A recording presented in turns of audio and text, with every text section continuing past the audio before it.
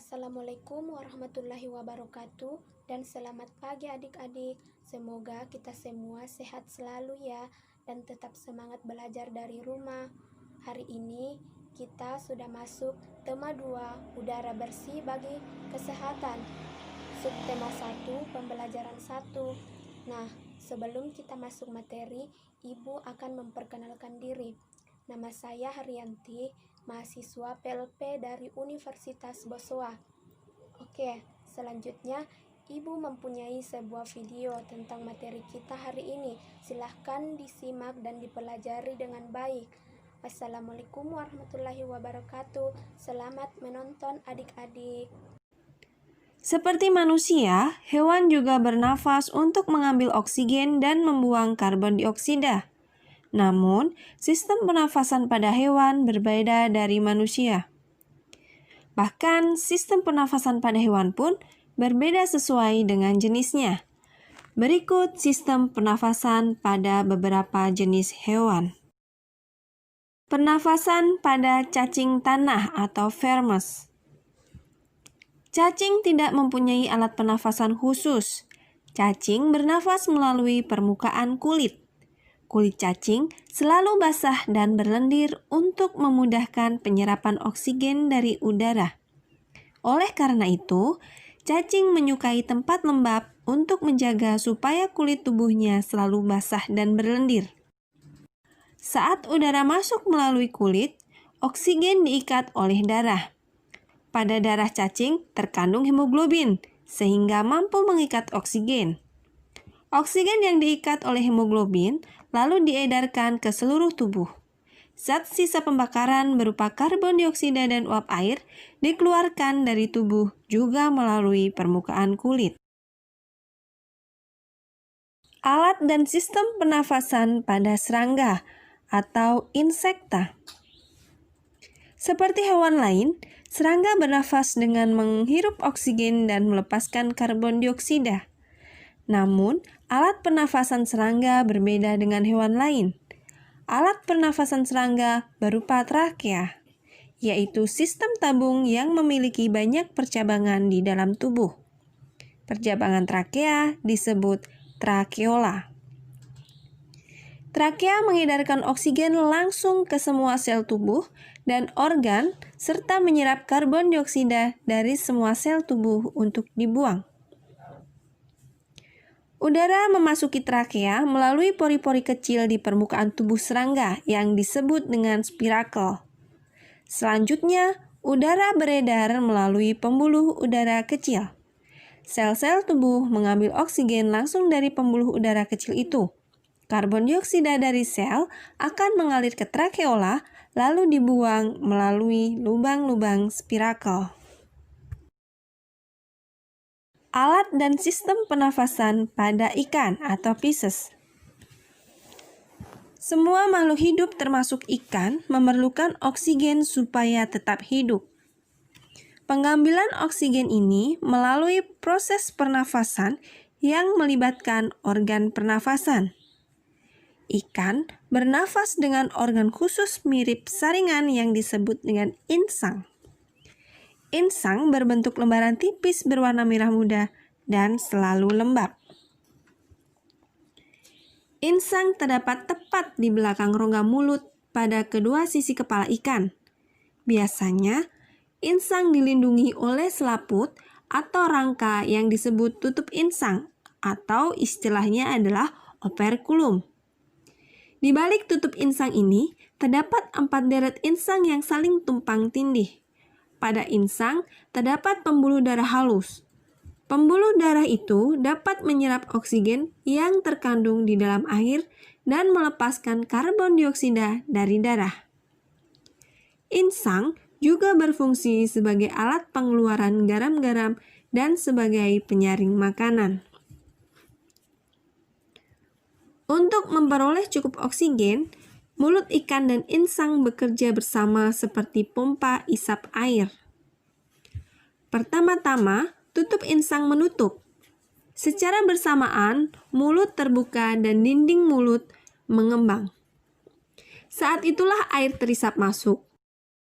Kedua, rongga mulut menyempit dan mulut menutup. Secara bersamaan, tutup insang terbuka. Akibatnya, air keluar dari mulut dan melewati insang. Saat itulah oksigen dari dalam air terserap dan karbon dioksida dikeluarkan. Pada gambar di kiri atas, ditunjukkan saat pernafasan dimulai. Mulut ikan membuka dan rongga mulut mengembang untuk mengisap air. Gambar anak panah biru menunjukkan aliran air masuk ke dalam rongga mulut. Dan gambar sebelah kanan menunjukkan saat berikutnya mulut ikan menutup dan tutup insang membuka. Gerakan mulut ikan dan tutup insang itu secara bersamaan memompa air keluar dari rongga insang. Anak panah biru menunjukkan aliran air keluar melalui insang. Alat dan sistem pernafasan pada hewan amfibi. Katak termasuk hewan amfibi, yaitu hewan yang hidup di darat dan di air. Saat masih berupa kecebong, katak hidup di dalam air dan bernafas menggunakan insang. Insang kecebong terletak di luar tubuhnya yang terdiri atas lembaran-lembaran kulit halus yang mengandung kapiler darah.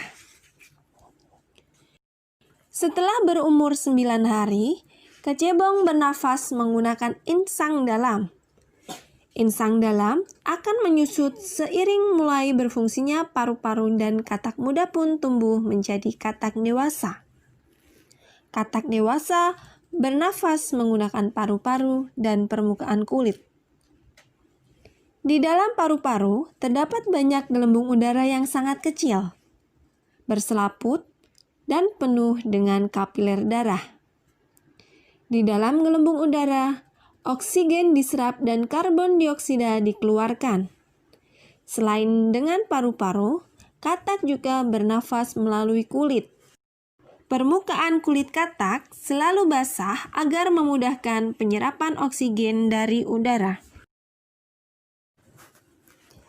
Alat dan sistem pernafasan pada reptil.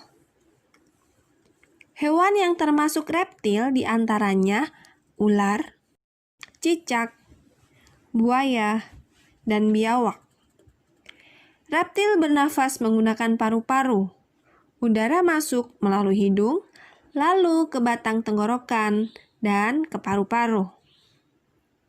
Paru-paru reptil terletak di dalam rongga dada yang dilindungi oleh tulang rusuk. Paru-paru reptil sederhana dengan beberapa lipatan dinding yang dapat memperbesar permukaan paru-paru. Namun, paru-paru kadal dan buaya lebih kompleks dengan beberapa belahan dan bertekstur seperti spons. Pada reptil yang sering berkubang di air seperti buaya, lubang hidungnya dapat ditutup selama menyelam. Dengan begitu, air tidak akan masuk ke dalam paru-paru. Alat dan sistem pernafasan pada burung atau aves. Burung bernafas dengan sepasang paru-paru. Paru-paru burung terletak di dalam rongga dada. Udara yang mengandung oksigen masuk melalui lubang hidung pada pangkal paruh sebelah atas. Selanjutnya, udara masuk ke pembuluh udara yang disebut dengan trakea. Dari trakea, udara sebagian masuk ke paru-paru dan sebagian lagi masuk ke kantong udara. Saat tidak terbang, burung menghirup udara sebanyak-banyaknya. Udara yang dihirup itu kemudian disimpan dalam kantong udara. Kantong udara juga membantu burung saat terbang, membantu mencegah hilangnya panas tubuh yang terlalu besar dan memperkeras suara. Alat dan sistem pernafasan pada mamalia. Mamalia adalah jenis hewan yang menyusui anaknya. Ada dua jenis mamalia, yaitu mamalia darat dan mamalia air. Mamalia darat misalnya kambing, sapi, kerbau, dan kuda. Mamalia air Misalnya adalah paus, duyung, dan lumba-lumba. Alat pernafasan mamalia darat terdiri atas hidung, pangkal tenggorok, batang tenggorok, dan paru-paru. Perhatikan gambar organ pernafasan pada kuda. Nah, di situ ini adalah hidung, kemudian ada trakea, ada paru-paru. Nah, di dalam paru-paru itu terdapat bronchiolus, ada vena, ada alveoli, dan juga ada arteri. Pada mamalia air, hidungnya dilengkapi dengan katup. Saat mamalia tersebut menyelam, katup akan menutup. Dan sebaliknya, saat mamalia tersebut muncul ke permukaan air, katup akan terbuka.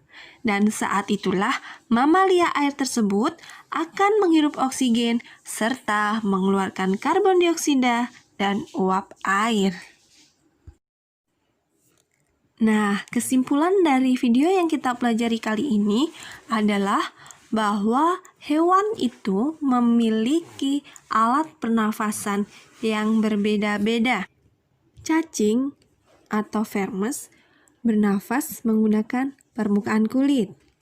Kemudian ada serangga atau yang kita sebut dengan insekta bernafas menggunakan trakea. Kemudian ada ikan atau Pisces yang bernafas menggunakan insangnya.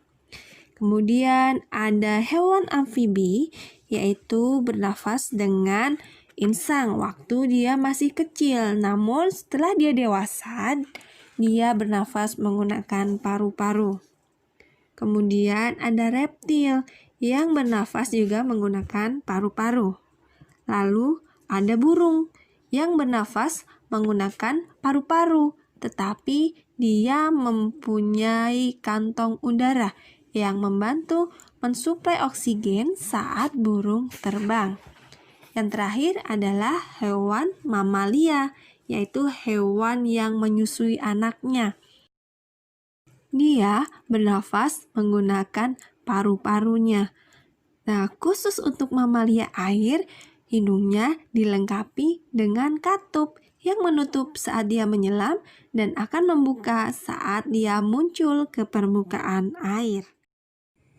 Sekian dan terima kasih.